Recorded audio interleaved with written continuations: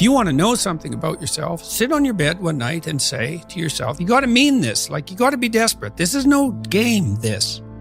It's like, my life is not everything I want it to be, and perhaps it's not everything that I need it to be. And by need, I mean my life is so unbearable that the suffering that's attendant upon that is make me nihilistic, cynical, bitter, resentful, homicidal, genocidal, unable to have a good relationship, prone to punish people for their virtues because of my jealousy, driving the proclivity to see evil everywhere except within my own heart. Like, these are problems, man. And you ask yourself, you sit on the bed and say, okay, man, I'm ready to learn something. Like, what's one thing I'm doing wrong that I know I'm doing wrong that I could fix, that I would fix? It's like, you meditate on that, you'll get an answer. And it won't be one you want, but it'll be the necessary one. You know, and it's often something that will point you to small things. So Carl Jung said, people in the modern world don't see God because they don't look low enough. And so imagine you're in your messy bedroom, you know, and you're sitting on the edge of the bed trying to have an honest dialogue with yourself. And the little voice says, you know, it's pretty disgusting in here.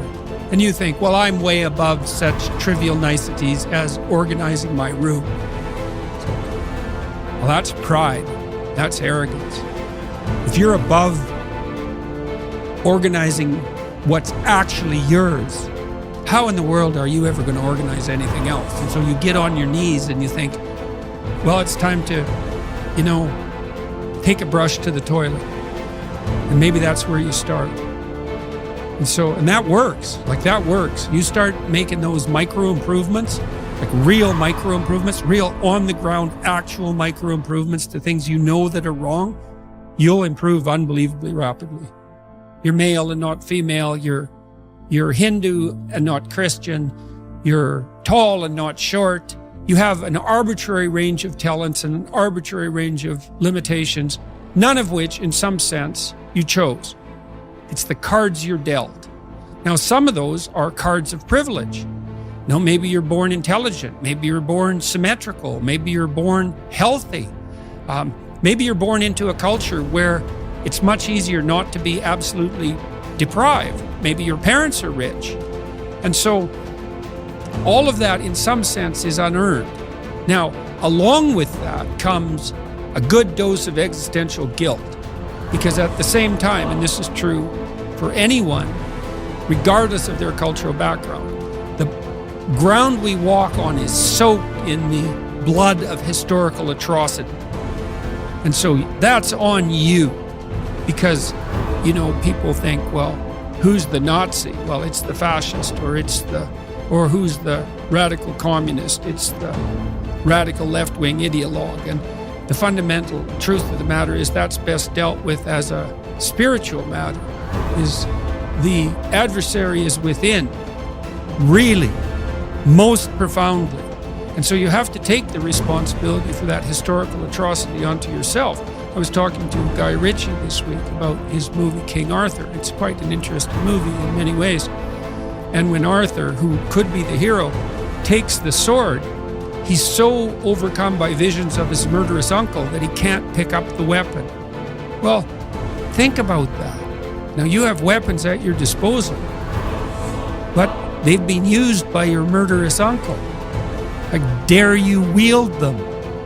And the answer is, maybe it's easy just to leave the sword on the ground because you do want to be responsible for atrocities going forward, and don't think you couldn't be, and don't think you might not enjoy it.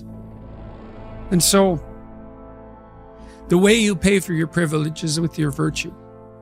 I mean that most particularly. You have these opportunities and this existential guilt, and the way you expiate that and atone is by doing your best to live the best possible life you can manage, to speak the truth, to treat people with respect, to abide by the principles of the dignity of the individual, and to put your house in order. And that's how you pay for your unearned privilege. All of us. And we all have our privileges and our curses. You know? All of us have that. That's why it's not useful to be envious of people. You know, you're a young man, you see someone drive by in a Ferrari with a blonde, and you think, my God, he's got everything. And, you know, the woman in the car is a prostitute who's got a cocaine addiction, and her life is just one catastrophe after another. And he's had to lie and cheat his way into this position, and he's afraid that everything's going to come crashing down on him, and that's what you're jealous of. And it's just not that profound. You don't want someone else's fate. Man, your fate's enough, and your adventure's enough. It's plenty. It's more than you can ever fully realize. And so that's also part of the reason that we all believe that the individual has some intrinsic dignity. It's don't be so sure that your position in your room is so damn trivial. Might be your attitude towards it that's trivial. And if you're in dire straits and dire circumstances, just look at how much opportunity you have to make things better. Most of us have been raised to believe that the road to a happy life is paved with pleasure, and that the pursuit of pleasure is the path to fulfillment. But as we grow up, we begin to realize that life is not always easy or pleasurable. In fact, much of it is difficult and painful. We all experience loss, disappointment, illness, aging, and eventually death. We encounter stress, anxiety, and fear. We suffer from the slings and arrows of everyday life, and yet we continue to cling to the idea that happiness is found in pleasure and the avoidance of pain. We try to avoid our painful experiences by numbing ourselves with drugs or alcohol, distracting ourselves with TV, or obsessing over our work or our relationships. But the more we try to avoid the basic reality that all human life involves pain, the more we are likely to struggle with that pain when it arises, thereby creating even more suffering. The truth is that happiness is not found in the avoidance of pain, but in the willingness to face and accept our pain. It is in the willingness to experience our painful thoughts and feelings, to acknowledge them without judgment, and to take action in line with our values and goals. It is in the willingness to be present in the moment, to connect with our senses and our environment, and to find joy and meaning in the simple things in life. One cannot experience meaning in life without discovering the meaning of suffering. The meaning of suffering. Unavoidable and inescapable suffering alone, of course, can be the deepest possible meaning. The art of being human is learning how to deal with those painful moments. These moments require an attitude of inner willingness to suffer, while remaining in touch spiritually with one's own extended dimension. When this inner struggle becomes calm, one can experience how the lower somatic and psychological dimensions influence the higher spiritual dimension, but do not produce or cause it. One can discover despair despite success and fulfillment despite failure. The pessimist resembles a man who observes with fear and sadness that his wall calendar, from which he daily tears a sheet, grows thinner with each passing day. On the other hand, the person who attacks the problems of life actively is like a man who removes each successive leaf from his calendar and files it neatly and carefully away with its predecessors after first having jotted down a few diary notes on the back. He can reflect with pride and joy on all the richness set down in these notes, on all the life he has already lived to the fullest. What will it matter to him if he notices that he is growing old? Has he any reason to envy the young people whom he sees, or wax nostalgic over his own lost youth?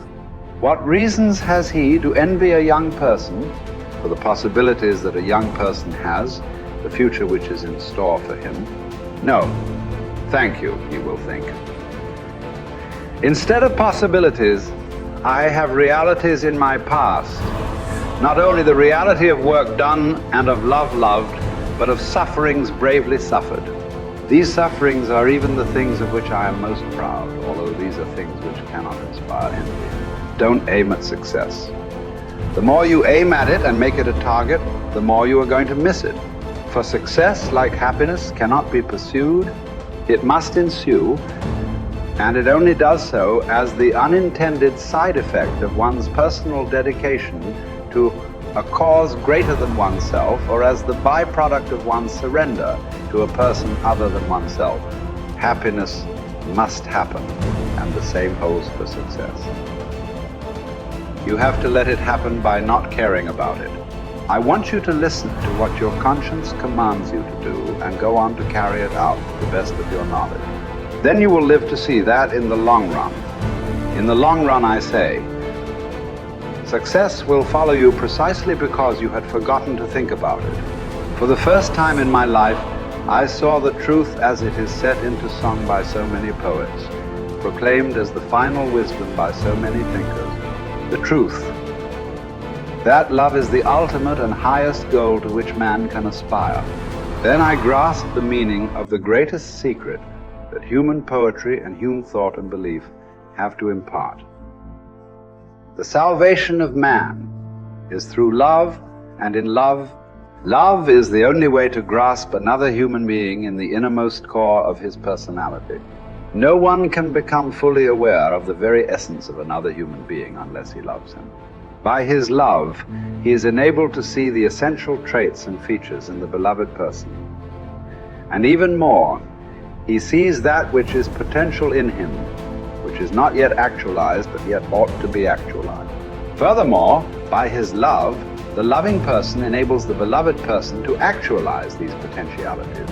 By making him aware of what he can be and of what he should become, he makes these potentialities come true. It did not really matter what we expected from life, but rather what life expected from us. We needed to stop asking about the meaning of life, and instead think of ourselves as those who were being questioned by life.